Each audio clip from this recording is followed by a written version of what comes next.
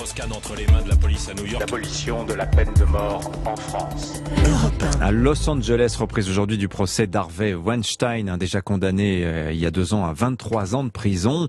L'ancien producteur d'Hollywood est accusé de viol et d'agression sexuelle sur 5 autres femmes. L'affaire Weinstein, déflagration mondiale il y a 4 ans déjà, souvenez-vous. Bonjour Pauline Jacot. Bonjour à tous. Et oui, nous sommes en 2017. Personne n'a encore entendu parler de MeToo.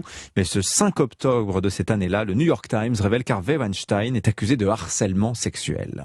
Oui, le producteur tout-puissant aurait passé plusieurs accords à l'amiable avec des femmes, des employés, des actrices pour acheter leur silence.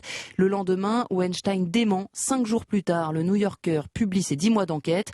3 femmes, parmi lesquelles l'actrice Asia Argento, accusent le fondateur des studios Miramax de viol. La police de New York ouvre une enquête. L'actrice Léa Seydoux raconte notamment aujourd'hui comment elle a réussi à lui échapper. Elle dénonce l'omerta du milieu du cinéma. Tout le monde connaissait la face obscure d'Harvey Weinstein, qui était même surnommé sur la croisette The Pig, le porc. Son visage fait la une du magazine Time avec ces 3 mots: producteur, prédateur, paria.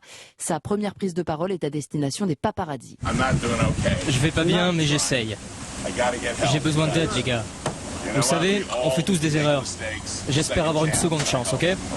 Les témoignages s'accumulent au fil des heures. Harcèlement, agression sexuelle, viol. 90 femmes au total vont accuser Weinstein, dont l'actrice Eva Green. Sa mère, Marlène Jobert, se confie au micro de Virginie Salmen. C'était il y a à peu près 7 ans.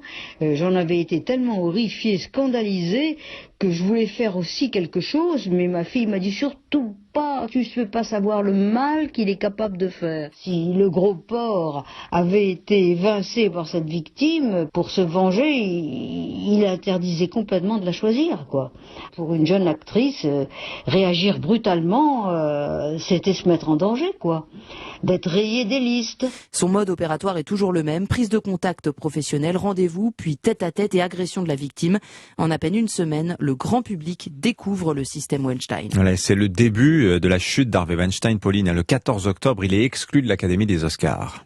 Oui, tout Hollywood lui tourne le dos. L'affaire crée une lame de fond aux États-Unis et dans le monde entier. Le hashtag Balance ton porc puis MeToo apparaissent sur les réseaux sociaux. L'onde de choc est immense. Agnès Varda, invitée de Patrick Cohen sur Europe 1, ne s'en étonne pas. C'est depuis toujours. Moi, je me rappelle quand j'étais petite, dans les usines, ça s'appelait le droit de cuissage. Oui. Hein, c'était pas beau. Et on a vu ça partout.